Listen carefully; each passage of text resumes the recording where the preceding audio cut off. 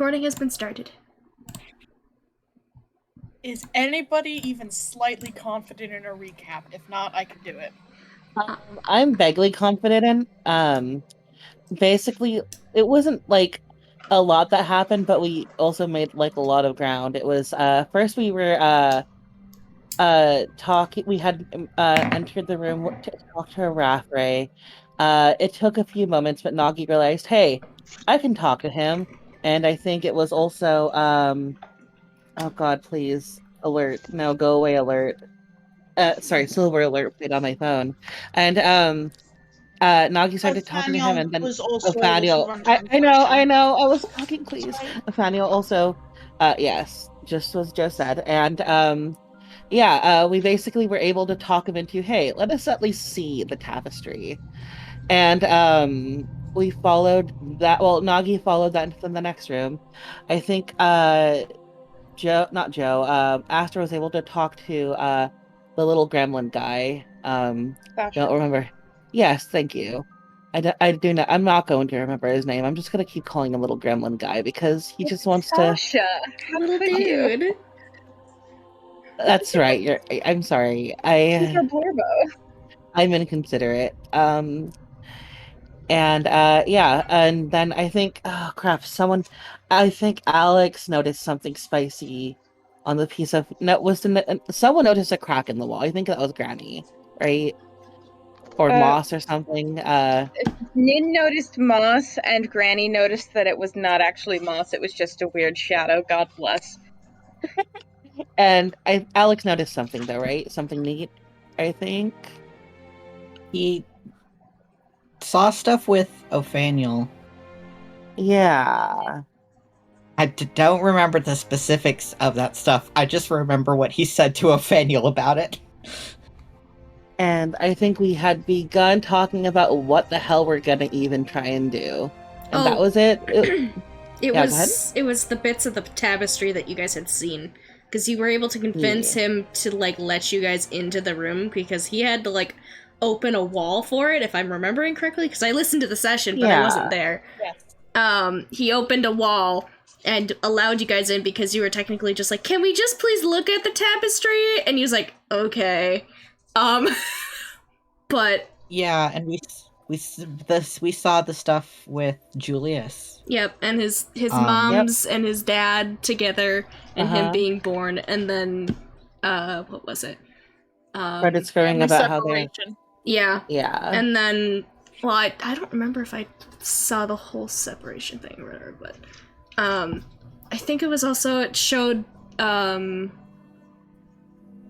a way with Walsh and Othaniel, but at the very end of it was like the beginning of the loom or whatever making Julius, but it wasn't complete yet. Couldn't quite make out what it was. Yeah, you don't know what it's making, but it is weaving. It do be weaving. And you are all in this small room at the very back of the temple. Yeah. You can feel the presence of Rathray emanating from down the hall. Too far away to really be pulling at you, but you can still feel that crawling up your spine like sandpaper.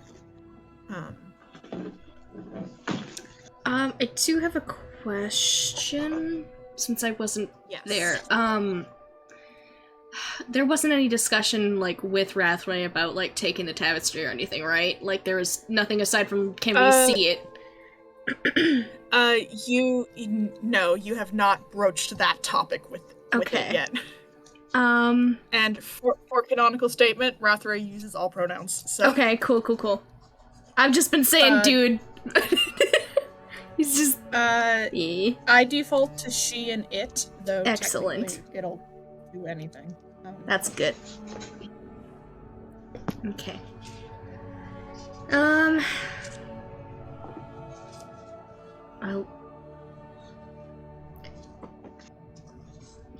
I think Julius would probably look at Othaniel at this point, just to see what they're looking out at.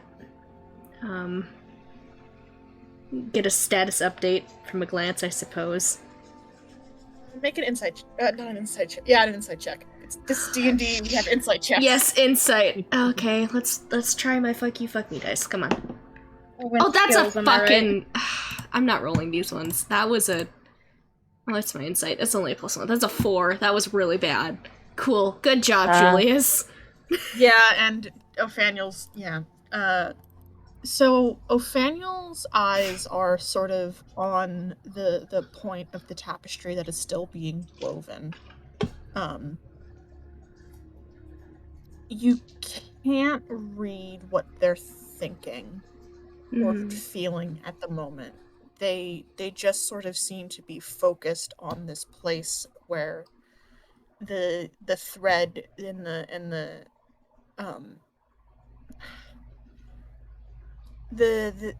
it's not thread, it's not yarn, it's thicker than that. I'm blanking on the word that is used for this type of tapestry. Cord, thank you. Gotcha. Being laid down through the loom.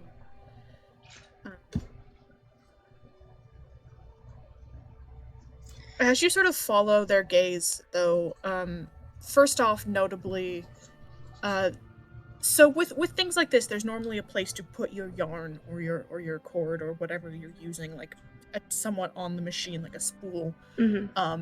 There does not seem to be anything. The cord seems to simply be coming into existence as the shuttle moves back and forth. And secondly, the shuttle is not moving very quickly at the moment.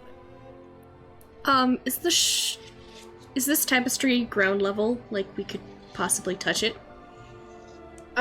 So the loom itself is like normal person size, like a normal human would be able to use it, and it kind of comes off the loom and then lands on the ground sort of gently. You know the way fabric is.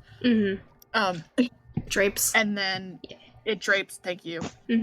Drapes down, and then sort of kind of bunches a little bit on the floor, and then kind of travels out. Okay. And starts to sort of, go up,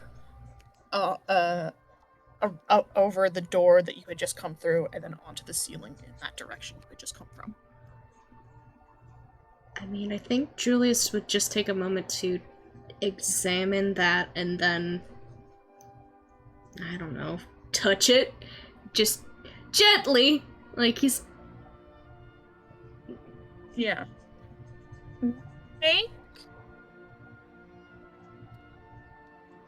Make an investigation check. Okay. I'm not using the fuck you, fuck me dice. We're gonna go with the nice liquid core. That's better! That's 15 plus, what's my investigation? 3. So 18? Yeah, so an 18. As you sort of look at where it's sort of draping off the loom and where it's being made, again, it's not moving very quickly. In fact, it seems to be moving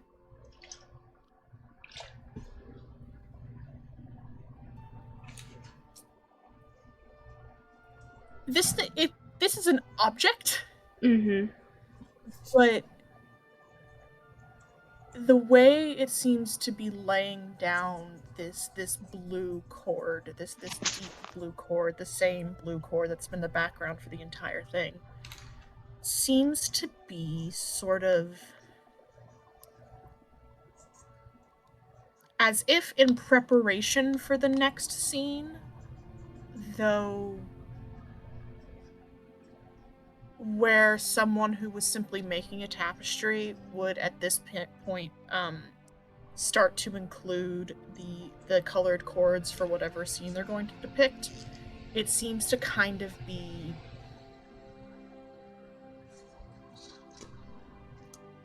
avoiding doing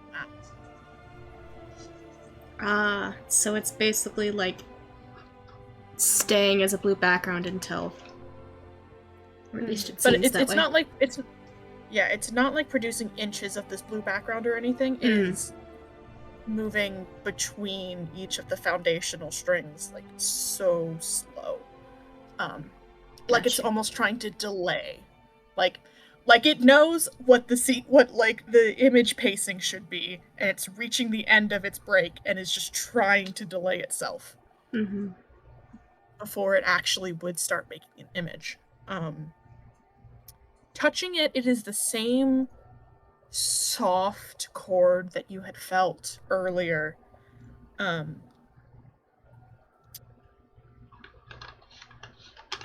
this new stuff feels exactly how the stuff back in the last room that you touched had felt. Like nothing had been aged beyond anything. It doesn't feel brand spanking new. It's got a little bit of like that like sort of fuzz wear on that tapestries get after a while. Like the humidity fuzz. But only very, very slight.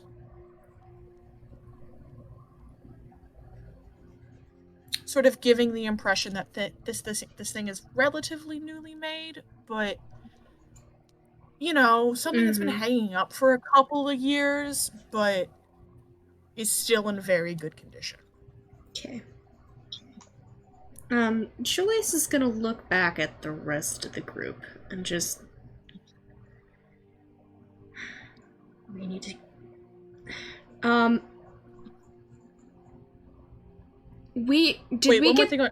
Sorry, go ahead. One more thing on your investigation check. Sorry, I forgot about it.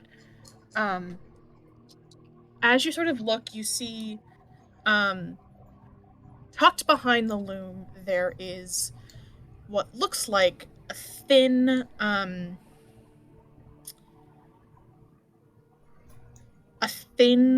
golden rod.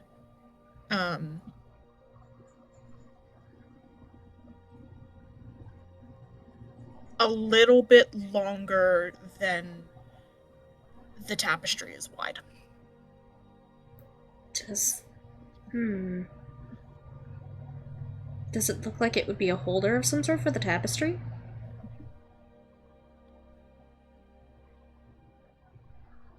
With an 18...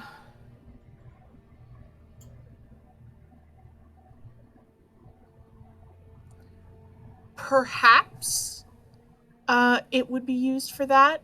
It also seems like it would fit really nicely into the larger tube that you had picked up when you first entered the that little scrolly kind of thing.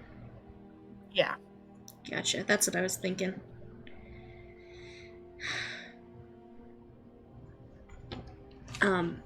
He's gonna look back at the rest of the party and just...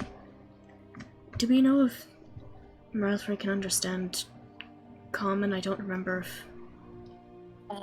As far as I'm aware, she wasn't able to. However, she does understand Infernal. Is that true? Yes. After you were brought out of your daze, Julius, you would have been able to understand what, Okay, cool. Then I can talk to them, thank goodness. He's gonna, like, mull it over for a moment and just... I think we should at least try to talk about this before anything happens.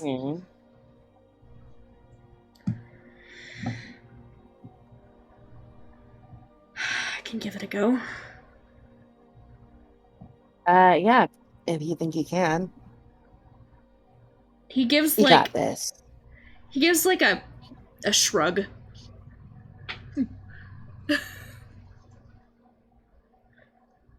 Gives a thumbs up.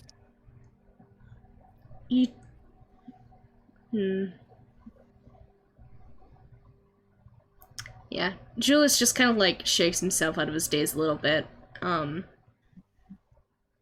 and is going to walk back to where Rathray is. Kind of doing what you guys have seen him do before, that, like, straighten the posture, sort of like, I'm gonna get shit done, veneer. This is Julius doing business. As you walk back into the coffin room, Rathray is still draped across the wooden casket that it had been sort of protecting with its body. Her head resting on where her front arms sort of cross in front, like where her wrists would be. And as you enter, her eyes sort of open and look at you.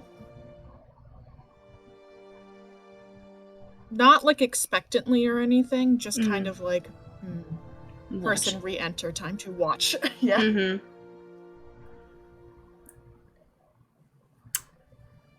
Julius is going to approach slowly, obviously, and I don't know how long. He'll try and gauge what her comfort level is with him getting close. Make another insight check. Okay. Come on, Liquid Core. These are the Julius dice. Don't fail me. Okay, that's better. That's a 13, though. Okay. Yeah, she's not trying to hide anything, so... As you get closer initially, like, there's this... You take, like, 1 or 2 steps, and Rather kind of takes this, and it seems to take this initially as, like, I want your attention, and it picks its head up slightly. You know? Okay. And then 2 or 3 more steps after that, when you're within, say, about 10 feet of the coffin, there's this kind of like a growl at the very back of her throat. He stops. And when he stops, he's going to...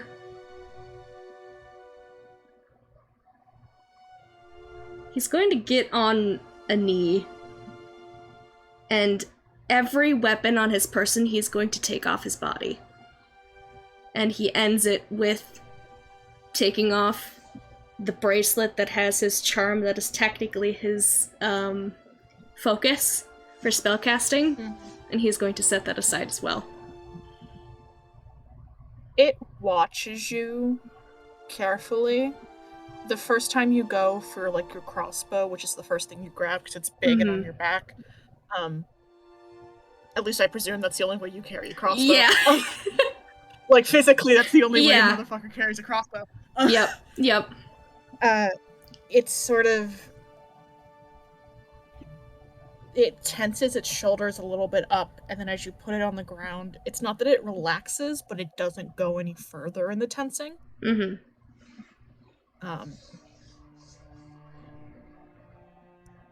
And it seems to be regarding you as you do all of this. Okay. Not really moving. Its head tilts a little slightly when you put the bracelet down. But that's it. He is going to leave his hands kind of, like, open in front of him, like, obviously showing he is not a threat. And he is going to kind of, like, bow his head forward a little bit and just say, in Infernal,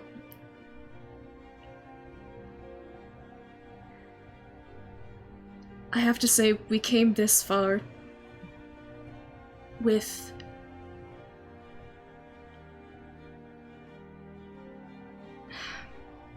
we didn't come here just to see the tapestry.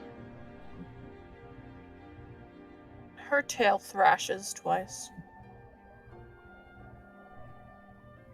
He swallows a little Say bit. anything. I'm here to be honest with you.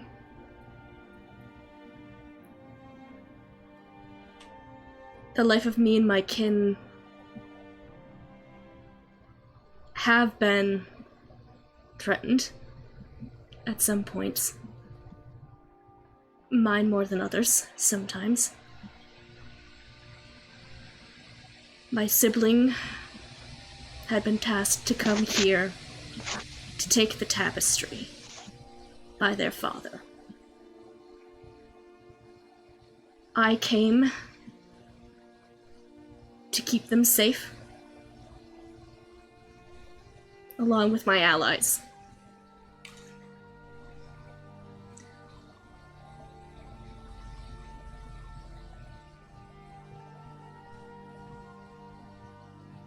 We do not want to take this tapestry by force, and we will not.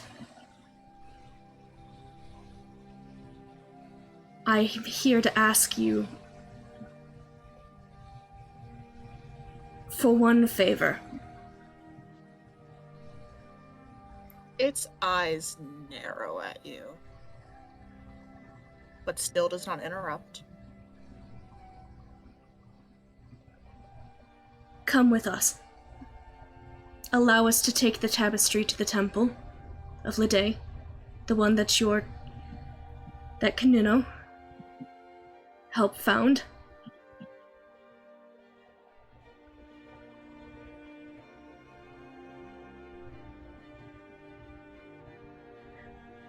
You couldn't see it because my camera wasn't on, but you say come with us, and there's instantly this, like, head pullback. Mm-hmm. I'm not talking, like, in that, like, pull back, get ready to spring type of thing, but in the, like, genuinely taken off guard. Mm-hmm. I understand you would not trust us, strangers, people in charge of such a artifact of your loved one. That's why I would ask you to come with us. Come to the temple. We are supposed to bring it back, but there was no tell of keeping the tapestry. I can leave it up to you to decide if we're worthy to keep it in a temple of Lede that Kanuno cherished. I understand that you do not have the same faith that she did, I think.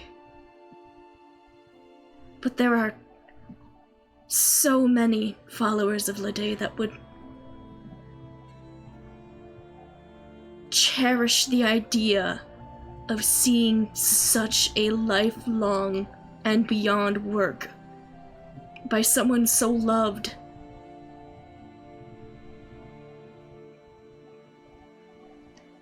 And Julius is going to put his forehead on the floor. Please. You have spoken. Oh, go for it. He just says please. That is all he ends it with. As you have spoken, that very slight head tilt has gotten deeper and deeper until it is almost looking at you like damn near sideways. Julius is sweating. He's like, I don't want to die. Oh my god. For some reason, I'm imagining, you know the dog fight in Undertale where you keep on petting the dog? Yeah. I can see that. Oh my god. I mean, literally this thing moves through existence, like, almost phasing through it, so, it moves as, especially now that your mind has wrapped your head around it, it moves like a whole creature, but the head, as it sort of shifts and turns, you can tell the movement is still, like, not quite right, you know? Mm-hmm. And sort of...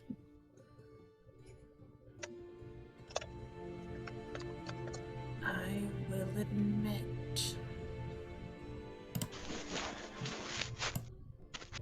this was not the outcome or option I was expecting.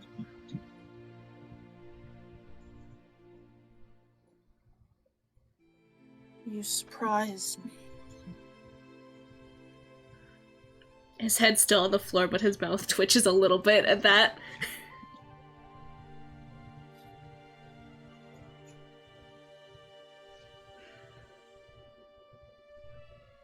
Looks at you, like the head comes forward and you can feel...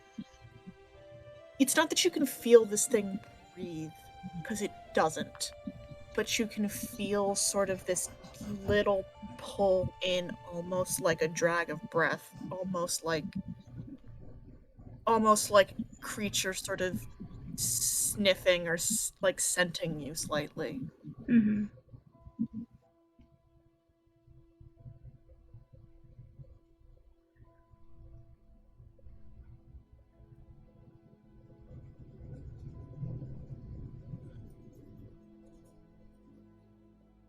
After a moment, I think Julius will look up.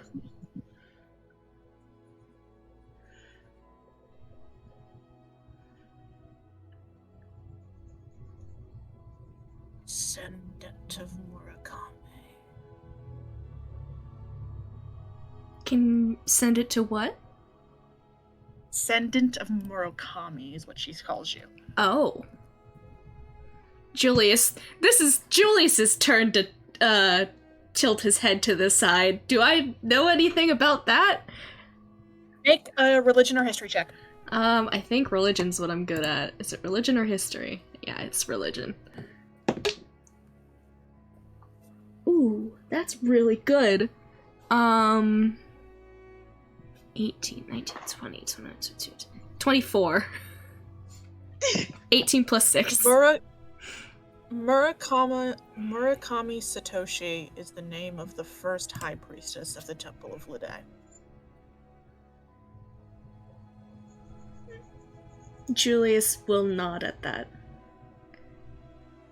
My mother is Inoue Satoshi, current high priestess. She is the same mother of Nathaniel, my sibling.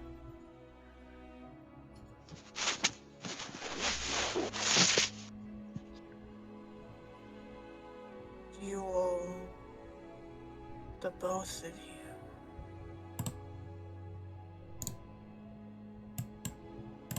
it is not that you smell like her, just been way far too long. Mortals don't work like that. But you have the same buzz.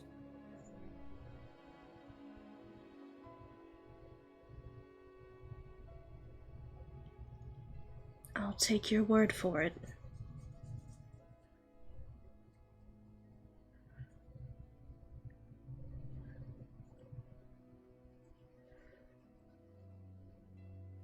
Me, Satoshi.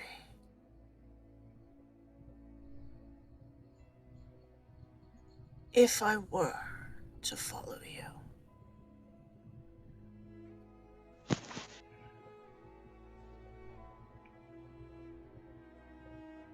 how could you promise me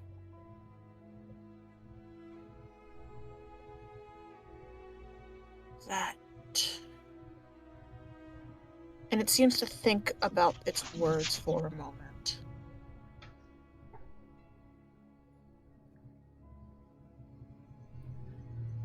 I walked among your kind only by the blessing of my beloved. They respected her too much to harm me. Tell me, Satoshi, do you have that same power?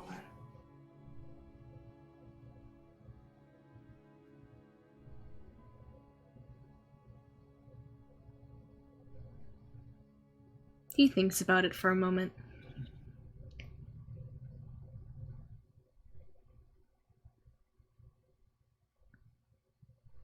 I am not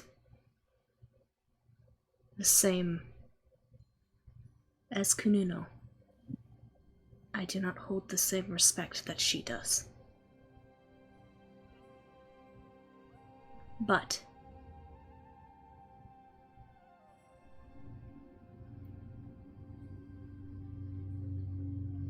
and he'll kind of like, I don't know if anybody else is in the room, but whoever is nearest to him, he gives them an eye for a moment. And then looks back at Rathway. I think Nathaniel at this point has followed you back. Yeah, Nagi would have followed earlier. Yeah, he... he'll I didn't think Asher is quite in the room, but he's close enough to be able to spot if something goes fucking wrong. Yeah, same with Nin. Julius. Everyone's like ready. Everyone's ready to go, but like giving space. Yeah. Oh, Julius, no, Nagi totally unarmored on the floor. First to die. No, Nagi has just been chilling on the back wall, waving occasionally whenever anyone looked over. Okay. Yeah, he kind of like gives whoever's in the room like a once over, and then looks back at Rathray. I have the respect of these people, I hope, and of my own people, and with their permission, these people around me would do what we can to keep you safe. If you are with the tapestry, I am fairly certain that you could be told to be the protector of such an artifact, and thus no one should harm you. If they do, that would be an affront to the temple itself, and to Lede. At least I would take it as such. Make me a persuasion check with advantage. Ooh! Advantage, you say? Oh, good for the advantage, because that one was a 5. Let's see if I can do better. That's better! 15 plus... What is my persuasion? I'm shaking. Plus 8. High. Yeah, 15 plus 8, what's that? I'm sweating. 23. 23, there you go.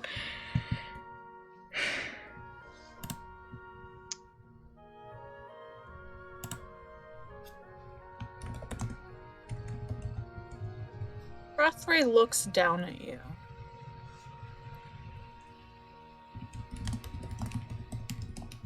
And then looks at Ophaniel.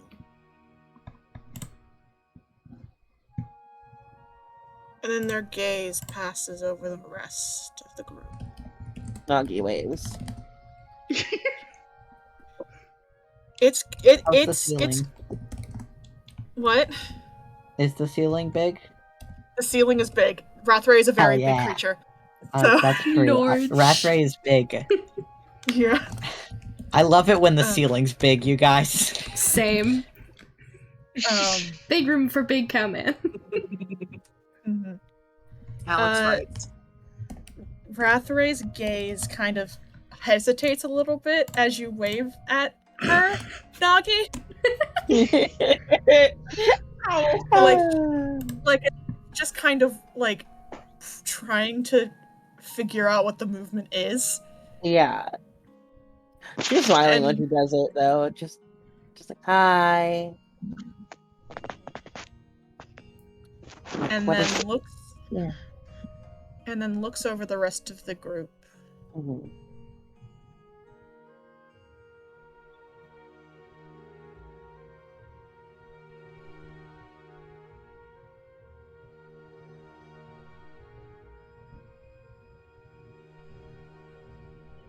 I will meet with the people of Murakami's temple.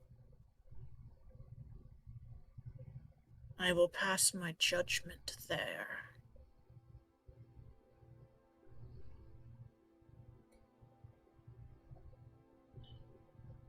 Julius will bow his head again. Mostly in relief. Forehead does kind of hit the ground a little hard, just like a little thunk. You are most gracious, thank you. And we will do what we can to make sure that if they refuse, that we will give you a hasty exit. If that is agreeable for you.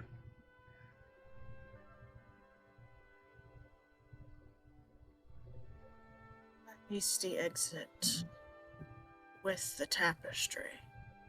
With the tapestry. He repeats.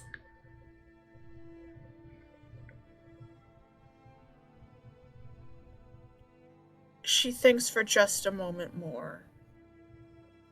And then sort of one clawed hand touches the ground in front of the casket, and then the other, and she leans forward so slowly and slightly. And Julius, you can feel that buzzing, that impossible buzzing grow stronger and stronger. And when her head makes connection with yours, it is not that you feel the presence of a solid thing, and more, it is if the buzzing had form.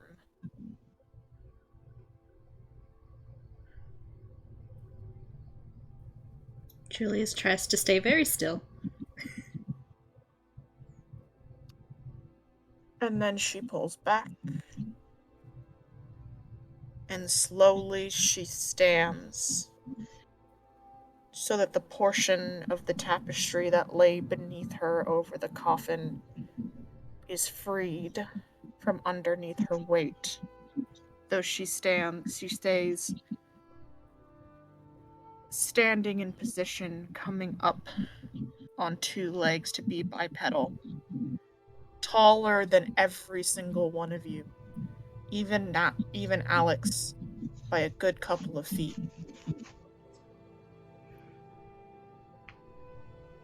But does not move. Simply straddles the casket where it stays. I'll seal the exit behind us, so that no harm may come to her. Julius will nod and then start grabbing his stuff slowly. Beginning with the bracelet. As you do, there's another growl. He stops. Should it be harmed, I take your life as forfeit, Satoshi.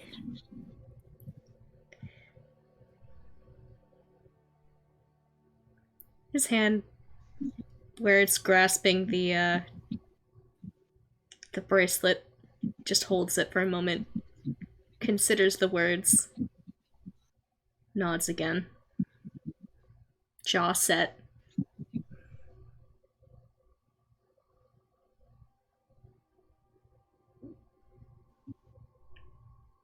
And it stands there, and she nods once more at you. Those of you that are still standing in the hallway, Aster, Alex, Nin, particularly Aster and Alex, with your perceptions as high as you are, there is suddenly the sound of very rapid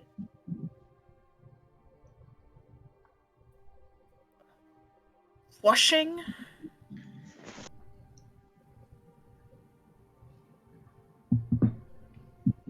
and the clank of wood back and forth. As a new part of the future is being resolved, Asta does want to look, not in the least because he wants to figure out, because I don't think there's a way to detach it from the loom, so we're gonna have to figure out how to bring the loom with us as well.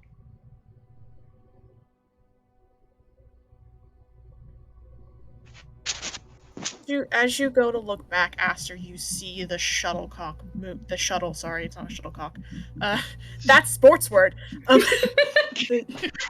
Mood. The shuttle moving almost faster than you can catch it in your eye. As it processes this image.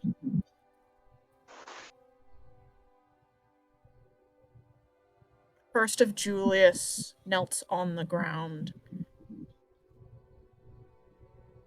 And then the uptick of the coffin. And then that harsh mess of color.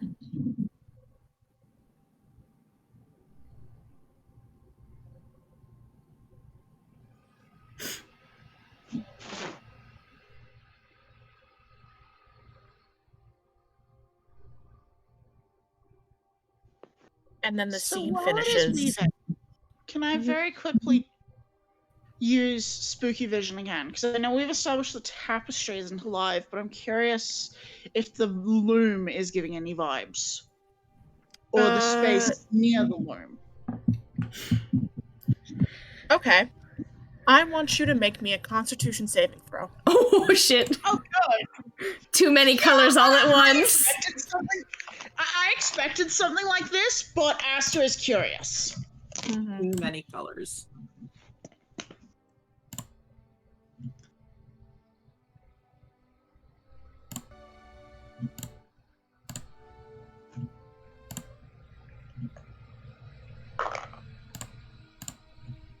Up 19 for a 21.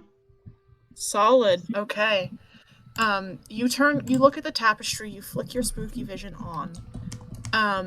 There is no glowing from the tapestry or the loom at all. But that observation is almost drowned out by the fact that your vision almost entirely goes to static. Oh. You flick it off fast enough before what you almost certain would have been one hell of a migraine kicks in. Yeah.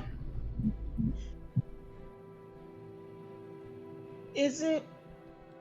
I out of character know this, but is it a familiar kind of static at all? Because I remember you've described a lot of the face stuff as being staticky. No. Okay. I figured, but I needed to ask to have it on record. But Fey static tends to at least have color in it. Yeah. This was as though, this looked like snow static, like on old TVs. Yeah.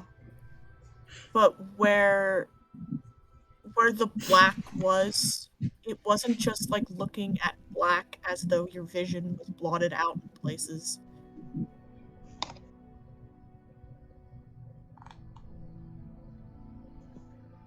It felt deeper. Yeah. But your vision switches before you have a chance to look at it further and process what it means. I think in follow-up to that little bit of hubris, he is going to right through his pockets and see if he can find any painkillers to down before this. Yes, he turned it off, but he's still expecting it to spike like a motherfucker. You can find some aspirin in your bag. Yeah. Um, and just very quickly down it, and then go back to trying to figure out if there is a way that we can deal with the loom that is not going to be taking the frame of it apart. I think you were describing something about stuff being adjusted, right? Just the as the scene ends on the tapestry, the blue cord comes back into place and the shuttle slows down back to its crawl speed. Yeah. At this point, as that is happening, Ophaniel has very, very quickly. Bye, Nocturne. Thank you for coming. Bye. Love y'all. Love you, hard hands.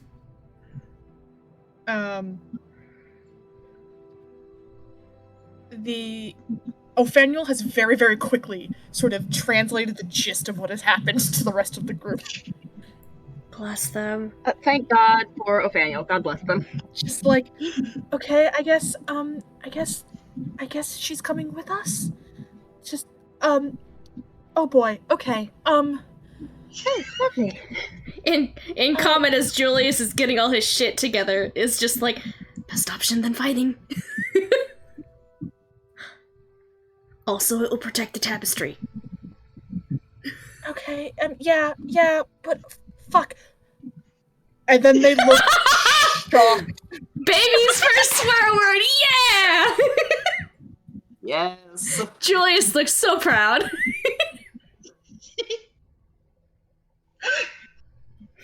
Oh, Mom's not gonna be happy about this one. Their eyes go wide. You can't tell her. Julius just like very slow grin, and he goes, "I would never." Okay.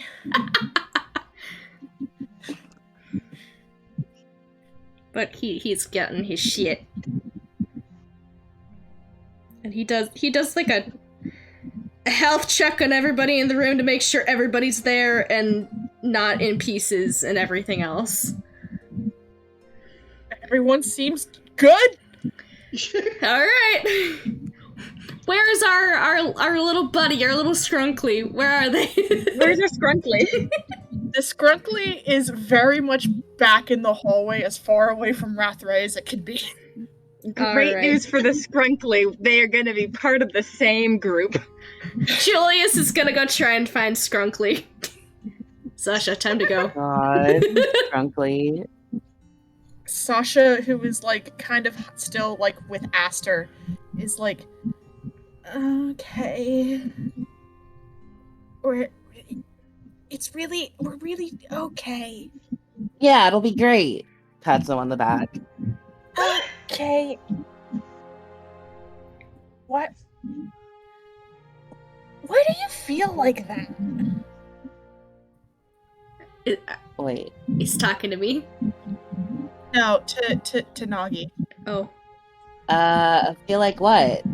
Just tilted curiously. Is it that I'm kind of wet? Yeah. Well, I wasn't gonna call you wet. Yeah, like damp. No, like I just crawled out of the bath. She nods. What's a No, you bath? was incredible. Never mind. Julius just quietly is just like, oh boy, and he goes back to the rest of us. Julius, you do have the case. Othaniel and me were holding on to it. I think Othaniel was holding on to it, actually. Yeah, Othaniel has it at the moment, and they dig it out of their bag. Okay, so it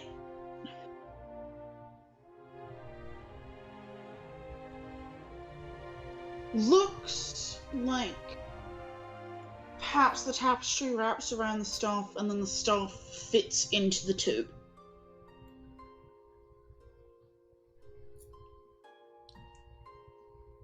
So it makes it into basically a spool.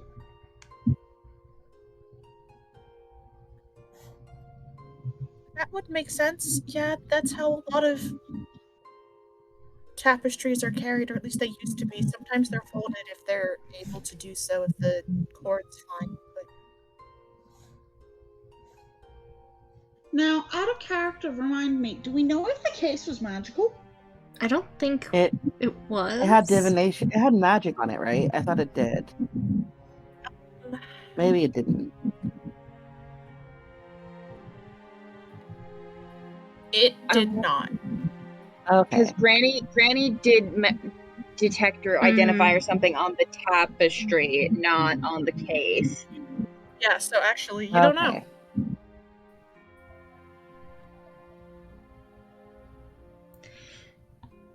Well, Out of character, my logic is, if it was created while the tapestry was still fairly small, it may not actually have enough room to hold the entire 1,000 years worth of tapestry. Julius. Yeah, as Nathaniel pulls the case out, it's like a 2-inch diameter. Yeah, Julius is gonna look to Rathray and just be like, do you have a way that we can carry this safely? It looks at you, tilts her head. Do you not? That's Sasha's voice. Do you not have a carrying case? I mean, we have this one, but it looks kind of small. It will work. Julius's face is doubt.png, but he will just nod like he understands, and we'll just be like, it will work. Repeating Rathray.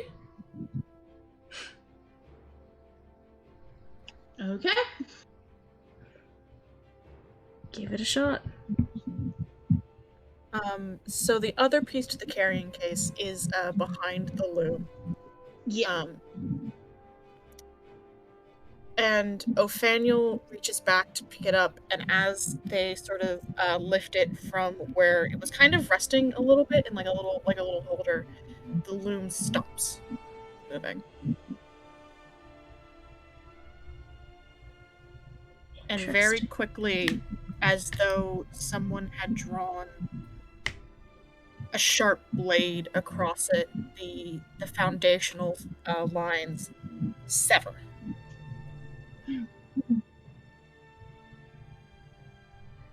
And the end of the tapestry, the foundation line sticking just out of it, lies there at the end of the loom, unattached.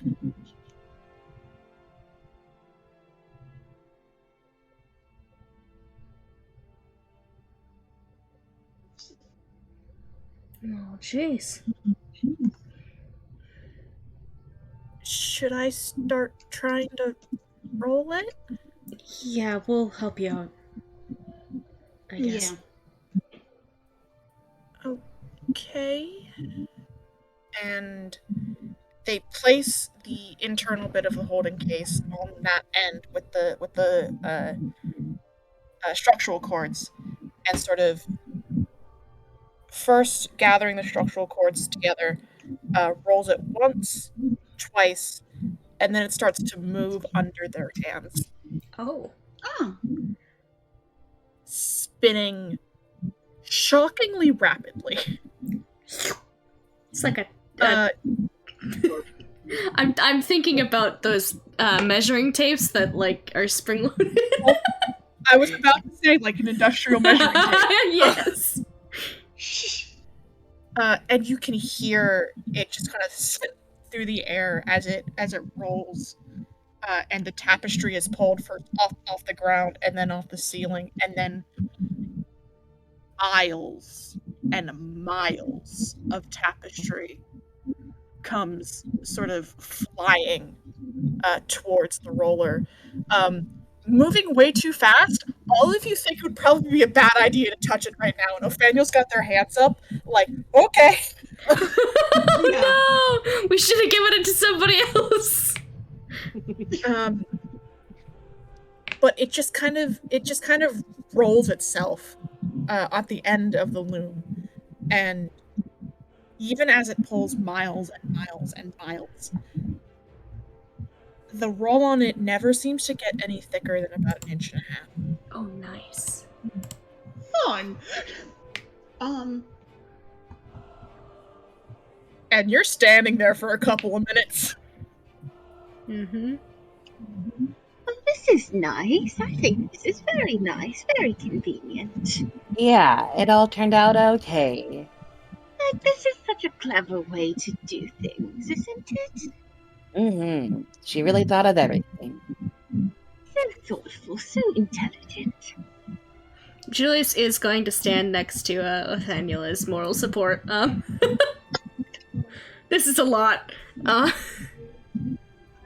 As Irene and Nagi are talking, though, however, Irene, you say it's very intelligent, and you can all hear a little, just one little fox yip. Aww. Oh, that's lovely. Hi, Temple Fox. The yip did sound a little smug. As it should. As it should. Love that fox. Little Temple Fox. Canuto's fine theory alive and well. New theory, Kununo is the fox. You're welcome. Canuto Fox theory is the same as Canuto's fine theory. Yeah. It just wasn't relevant because it wasn't relevant to my journey, so. Anyways. Kanuno's finds theory real. Yeah. Sorry, Parker. Finally, after a couple of minutes of watching this thing ravel itself, finally the end of the tapestry kind of comes flying very for Christ's sake. into the case.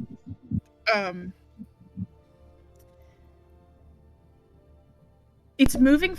It's moving fast enough that like it doesn't do the very loose end like wobble, like dangerous wobble thing with like industrial measuring tapes. Just whoop, straight in and sort of tucks itself in into the end holder that is in the like there's like little tabs on the side of the actual holder that you use to sort of tuck the end of the tapestry in up and around to make sure it stays in place, and it tucks itself very neatly into place. Bless. And Nathaniel kind of looks at it for a second, like it's gonna start like it's a snake about to start moving again. And then kind of go ahead. I was gonna say, if they look like they're struggling, Julius would hold out a hand if they need help. They take your hand. Okay. And then with the other one, sort of reach over and kind of like check and like check the way the tapestry has tucked itself into place, and is like, I mean, it's the most secure rolling I think anything's ever done.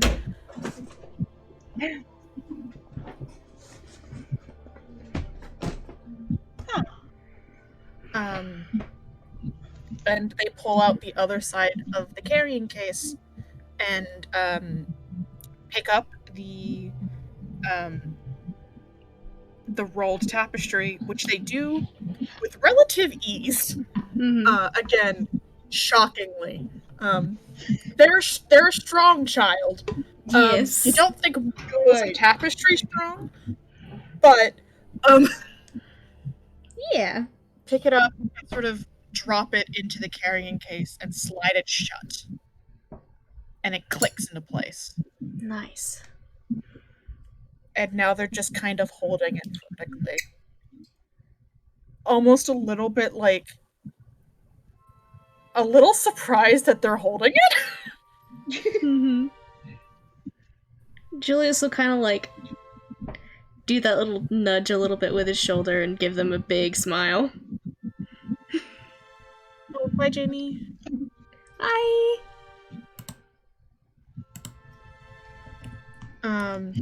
They kind of look up at you and sort of smile back a little bit. And they're just like, I guess this is it then. You get to go home now.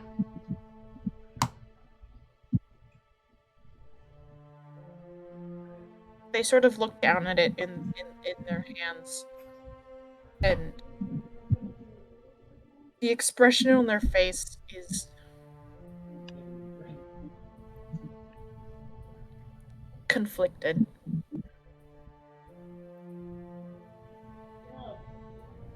And then they kind of take a breath.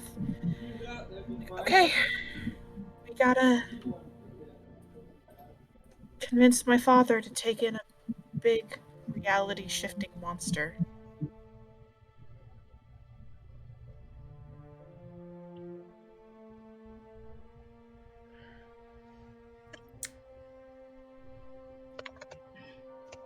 Julius just kind of like purses his lips a little bit.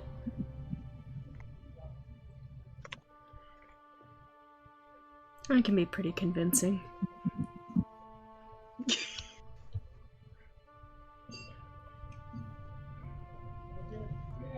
They kind of like go to say something, then stop, and then they're like, you know, I was gonna say that nobody really convinces Mr. Walsh to do anything but Mr. Walsh, but I did just watch you convince a giant reality-shifting monster into doing something, so I don't know anymore.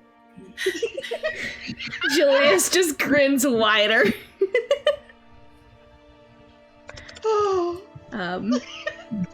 Julius, incredibly powerful. Ah, fuck you, Walsh. Take the reality monster. Fuck You your want the chicken tapestry, strips. Walsh? You gotta take him in instead.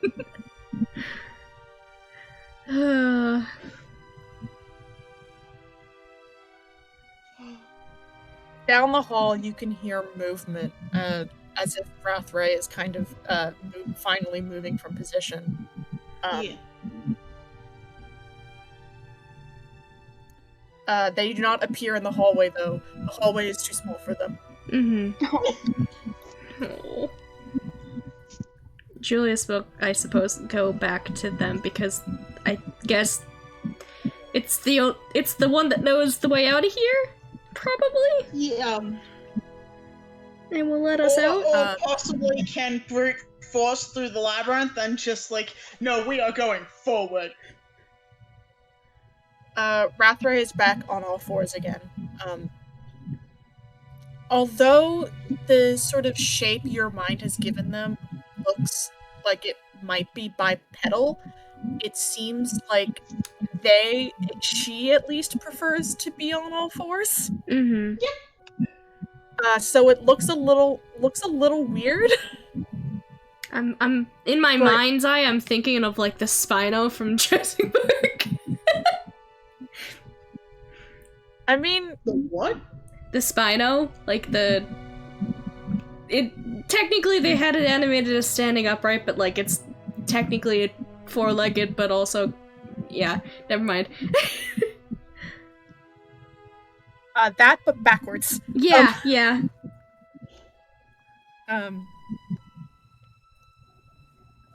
Sorry, Sophie's delivering dinner. Food delivery for Parker.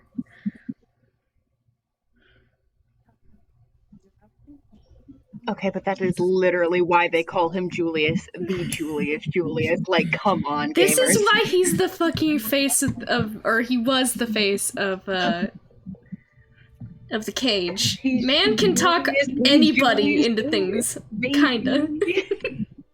I honestly, I didn't know. Talk Rathray into things, which is what matters. I didn't know it would work. I'm literally there's sweat in places. I did not expect you to try that, but your DC was high, so God bless. Zing! Because I was like, I'm either gonna try this specific thing, or we're gonna have to fight the creature, and I'm like, I'm okay with fighting the creature, but I want to try to make it diplomatic first.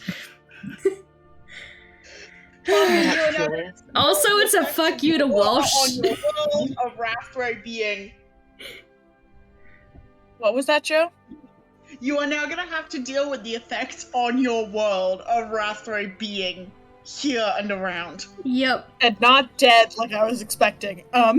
Sorry, Parker. I break your game. Hope this helps.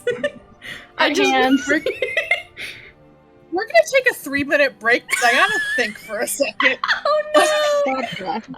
I honestly, this is also a fuck you to Walsh because you want the tapestry? Fine, I'm gonna bring something back that you didn't want. Also, you want the tapestry and you want your perfect, pretty idea of what art is? Fuck you, have a color shape. Yeah, you get color shape. Ah, fuck you, color shape. You want the tapestry? The color shape wants to talk to your wife. Literally, though. The color shape wants to talk to the actual fucking descendant of Murakami. Boy, you married into the Satoshis. Fuck you. You ain't a real Satoshi. Fuck off with that shit. Yeah. Ren, I'm literally obsessed with you, by the way. I was sitting here just in awe the whole time. Yes! That was my goal! Ren, you are so powerful. Unstoppable. Immovable shape moves. Oh, fuck, never mind. Sorry, my brain is mush right now. The color shape has affected me. Immovable shape means unstoppable, Julius. Oh my god, I wish I could have that as my nickname on the fucking. It's too long. Can that be the episode title, though? Yes. Episode title? Yes, absolutely. Oh my god, I'm so sweaty. This is awful. the tension for that roll, though. Yeah. If I wouldn't have had an advantage, it was a 5, so thank God. Holy shit. Yeah, it went from a 5 to a 15 with that advantage, so that was great. I mean, you played it so well, like, could it not give you advantage? Oh, thank God. Because I was like, I'm gonna play into the fact that this creature loved him so much and all these other things, because, like, that's stuff we know and can infer. The Ren strat is literally off the fucking charts. No, you guys gonna make me blush, stop.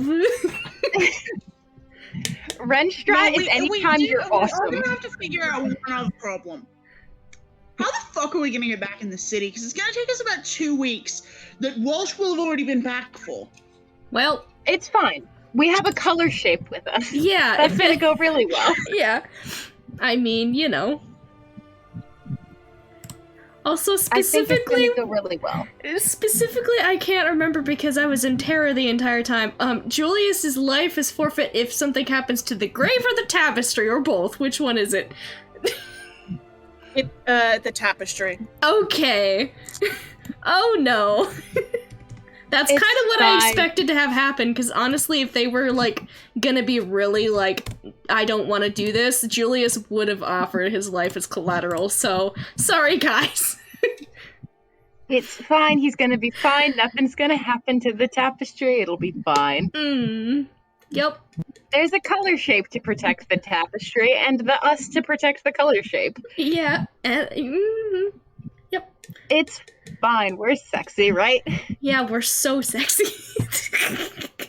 That's what matters. Oh, God. Julius just sick a little bit. Julius. Oh, wild. Julius is incredibly powerful. Only when it comes name to another man. I made 4 battle maps because the only thing I wasn't sure about was what route we were gonna fight them in. God fucking bless. Well, sorry, Parker. We didn't fight them at all. Not yet. Oh, God. We're gonna not fight them ever because I love them. I don't really want to. I just, if worst comes to worst, they take the tapestry back and we'd never see them again unless somebody fucks with them, which, you know, just don't let anybody in. And if they try to do that, well, they just should die, I guess. It's the thing is that it's like a blurbo to me, so I don't want it to die. Yeah, true. No, I think it's not like a blowbar. I think we have crossed into it is quintessential blowbar. I will actually go one further and say that she's my scrungly. God. Pocket, your world is now gonna have to deal with this. I'm so sorry, with but our also I'm scrungly. not at all, because that was... I honestly expected it to go poorly and then us to do battle, so... We were all ready to fight.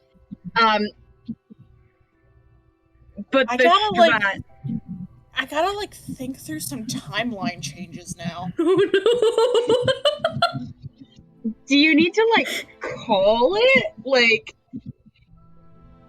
I need to make one big decision. Okay. I've done it. I've done the big break of the campaign, guys. Shout out to the message you sent at 11:36 where you were like, I do want to have Julius try to talk to Rathray before we attempt to steal and probably fight the dude. Shout out to your strategy message that you dropped in the group chat this morning. Also, what were you saying, Parker? Okay, I think I know what I'm doing. Okay. Hi.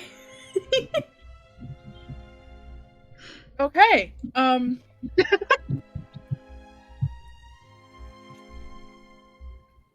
you walk back into the coffin room. I can now save the backgrounds for other things now, so... Woo! Vibes. There's that.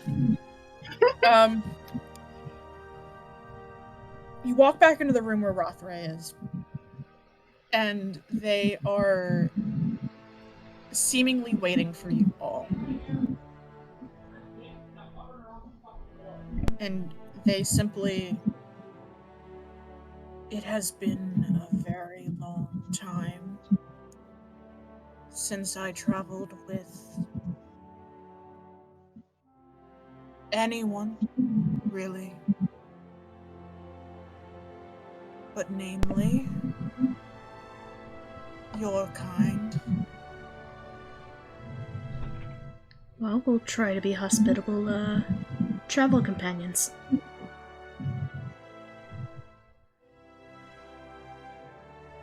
It nods. Would you like to go now? Julius will get a group consensus to make sure everybody's got their things, that they're not going to leave anything behind.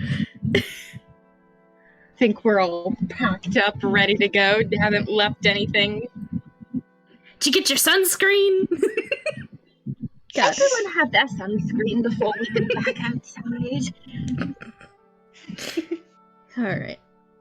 Julius will just look to it and nod. I think we're good. So she turns around to face a wall, like the wall perpendicular to the wall she initially opened. So this one up here. And she holds two hands. She rears back up on her back feet for a second and holds two hands out, and then pulls one back and to the side. And as she does, it is this slab of rock that you had not seen as even being a separate part of the wall opens and shifts to the side, and behind it you can see instead of a staircase heading upwards. Flex.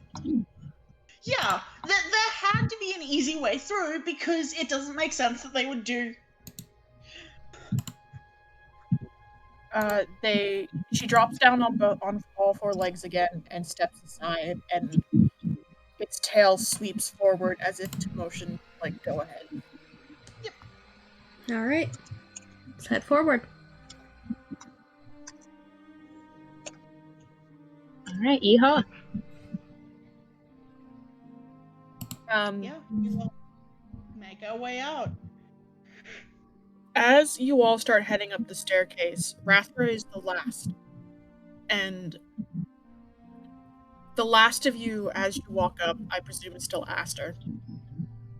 I think so. Sasha, by the way, basically dove forward to get up first. Mm-hmm. Fair. It's good for them. And is fucking scrambling up these goddamn stairs. Aster, you look back at one point just to check to make sure Rathray is following, and you see a moment where Rathray's back is to you. But from where they are standing, you can tell they are standing over the casket one more time. Yeah. And there's just a moment. Wait long enough to give them the time to say their goodbyes and to grieve and to... You see the wings on their back stretch out and forward, almost in a facsimile of some sort of hug. And then pulls back and turns around and makes eye contact with you. He just bows his head. He is trying to convey, I am a grave tender, and I am not impeding your grief. It just stares at you, waiting for you to go. Yeah, and he will take his leave.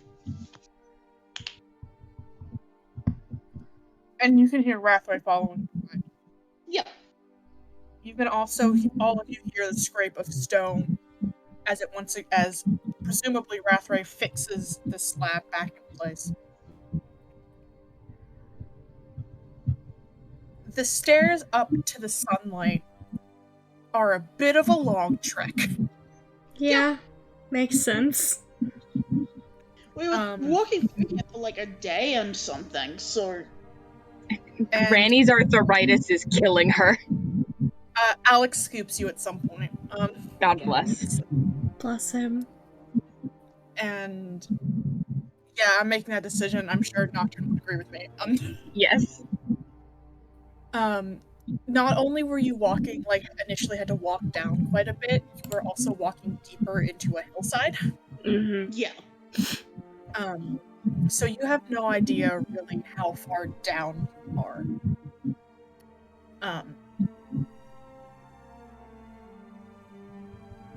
And it is sometime later where those of you at the front, the first thing you notice is Sasha stop at the very top and sort of up against sort of a slanted ceiling that blocks their way forward. And before any of you can do anything, it shifts outwards. Aster, you could see the very slight, like, wingtip flick from Rathray. Yeah. As it sort of opens up, and Sasha gasps. As for probably the first time, as far as they can remember, the sun hits their face. And they scramble out up into the open. And you watch them drop to their knees. And they just put their hands on the grass. Oh. And they look back up at the sky, the bright, clear blue sky of what's probably about a midday. Just wide-eyed. And then the top of the trees, and then the bark of the trees, and there's a bird song, and they look rapidly in that direction. Just for a moment, Julius is reminded of himself when he came out of... Oh.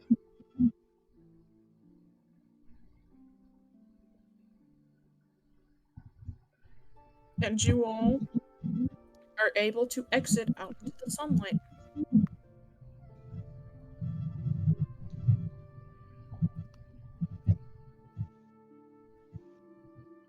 Julius takes a moment and enjoys the sun.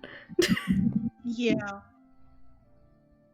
Rathray is the last behind you, and she resettles the land and dirt over where it had been.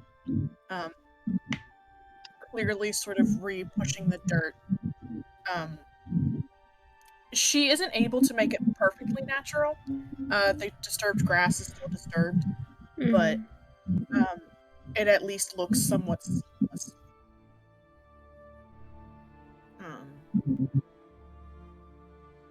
And it too kind of looks directly up into the sun.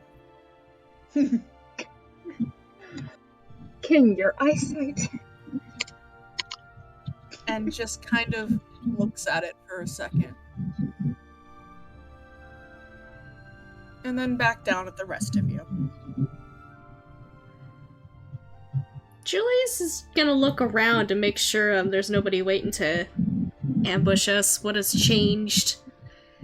That sort of thing. Make a perception check. Okay. Oh shit, my dice. No. Oh, that's not good. That's not good at all. Ugh. Perception? That's only 5.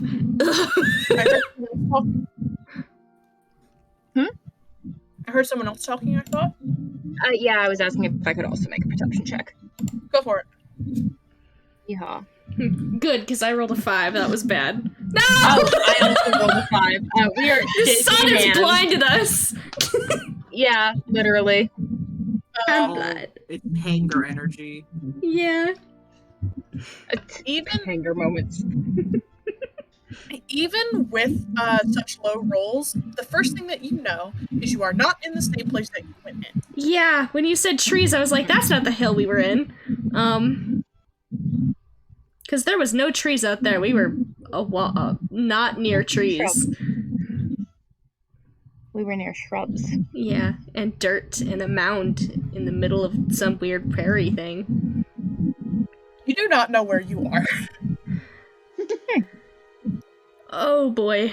Oh, well, this is exciting. Would we have remembered trees anywhere near the town, that we were just at? You remember that as you had passed through the plains, you had ended up walking sort of. By the time you reached the hillside that you went into, you had been able to see a tree line somewhat in the distance. Okay. In the distance, either is it towards town or away from town? Away from town. Away from town. Okay. Well, we should probably get out of the forest. Find a place we can reorient ourselves. Well, we need to get back to our horses and cart. Nathaniel kind of goes, I mean, there is the top of the hill that we just walked out of. Oh, true. We could look up that. He's got a keen eye.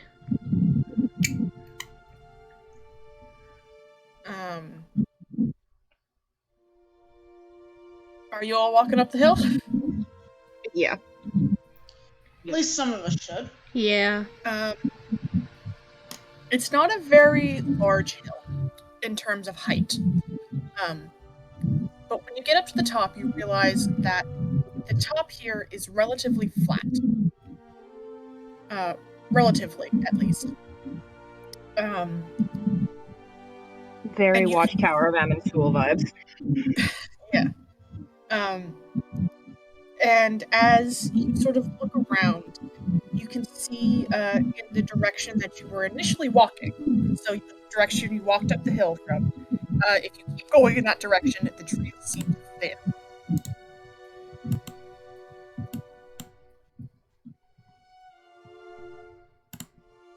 Thinner trees are better. Mm-hmm.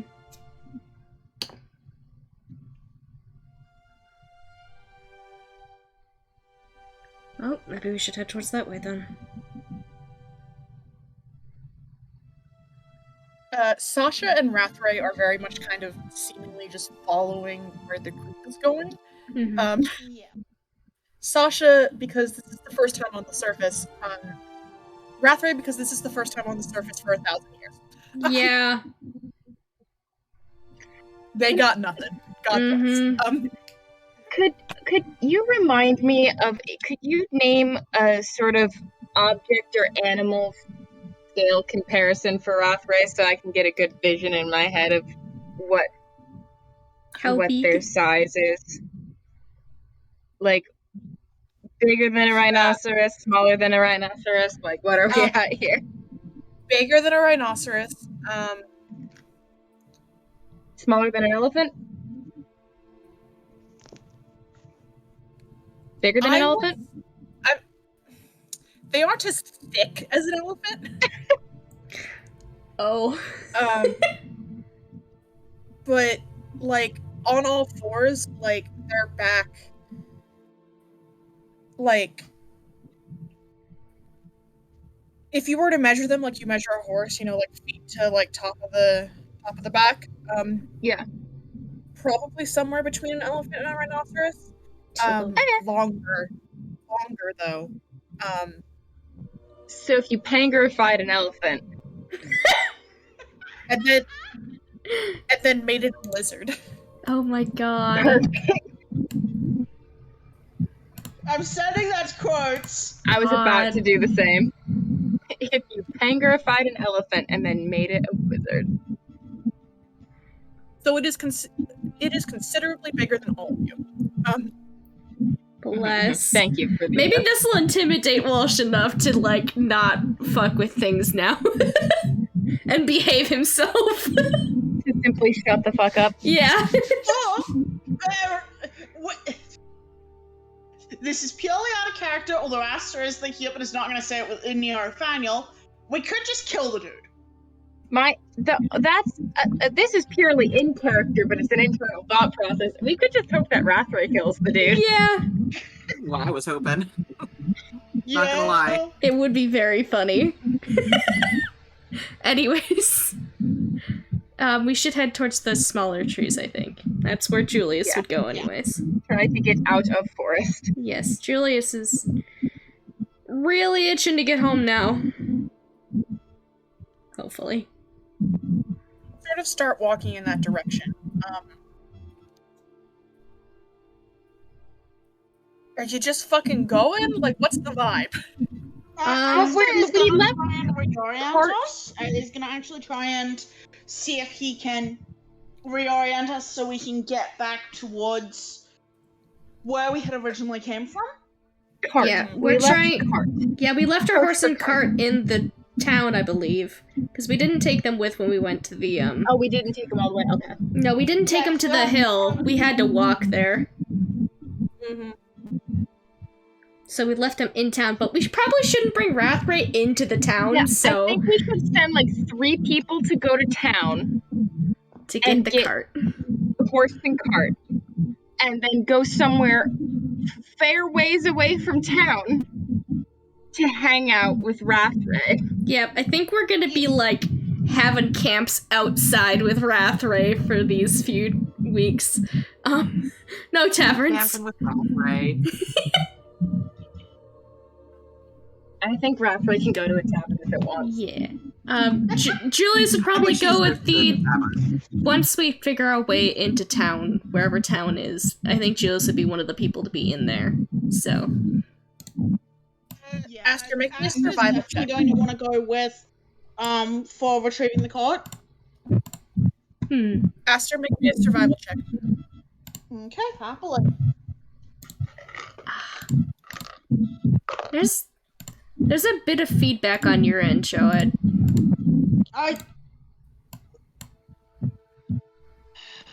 It's okay. Of course there is. 16 survival. Okay, you are very easily able to determine, like, actually how to get out of the tree line.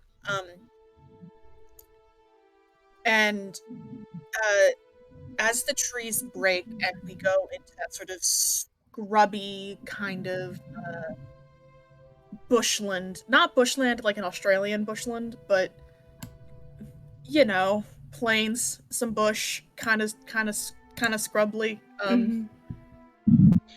Scrubland? That thing that there's a word for?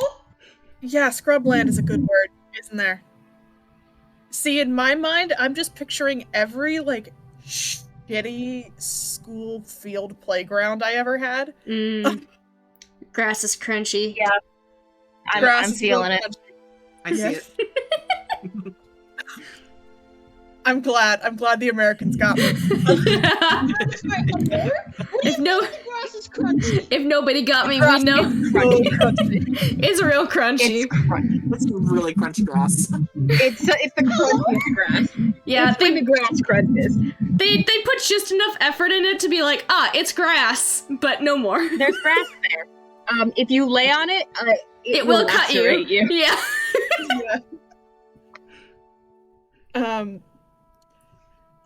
So that's kind of the vibe. We love hostile plant life. And as you do, as you hit this sort of plains area, the hill stretches out a little bit longer. And you get just about to the edge before you hear the voices. Oh boy. Oh, fuck. No, not the Discord down! No. Oh shit. Guys? Hello? That goes... Discord, hold on, can you repeat that? My Discord crashed. I heard to the edge and that was it. You get to the edge, you start to hear the voices. Okay. And as you hit it and you look over, there is one sort of very thin-looking, sort of scout-like man, dressed in sort of a dark mottled blue robe, and he's saying something like, "Are you sure this is the only way in and out? Like, what if they come?" And the other fellow standing with him cuts him off with a wave of one hand, decked in gleaming plate armor. Fuck! And Sir Thomas Walsh looks down at this man and goes, "I'm sorry. I was the one who saw this place. This is the only way in or out. We set the ambush here." And that's where I'm going to call session. Oh my god! I cannot believe I'm gonna kill him! Also, imagine being so this stupid. man. Oh I my love that he's god. literally just being like incorrect right now. Us standing That's no behind different him. from, like, Me and Aster just literally like has never been correct ever, so it's fine. Standing behind him, having exited from a different door, like he's really out here. Like this is the only way in or out. Oh, Honestly, the biggest power move would be to just go. Parker, we're not gonna be able to play for a while. No. I'll leave. I think we should leave. I think we should play more. It's only like 6 right now. Go around them. There's 4 of us. Let's go. We need we Wolf with 4 of us. I mean, we can do some pre-combat talk if you want. Oh my god. I think we should just head back to Horitari and leave Walsh here waiting like another Yeah, piece. like a numbskull. He'll wait there for a couple days and realize, they're not coming out. Oh no. The plan. I think we should just leave. Wide berth and then just leave him to be an idiot there and be like, we saw him. This is why I had to do some timeline shenanigans, because here was my brain, right? You're gonna fight Rathray, you're gonna want to take a long rest after that. At that point, it makes relative sense for Wolf to have gotten home, figured out what the fuck is happening, and then get back and set up an ambush for you guys. You cut me by a day, so you go to him as he is setting up his ambush for you. That's so good! This Oh is the my biggest god! flex after what happened to us in Straits Gallows. Yes! This is the biggest flex. We've the glow up, honestly, Oh you my guys. God. Is so real. This is so good. This is going to be so good. Very good. He's not prepared God. for us, and we're prepared for him. I'm gonna be typing some shit in the planning chat tonight, gamers. Yes. Okay, I'm gonna stop recording this now. Fuck Walsh. Hush.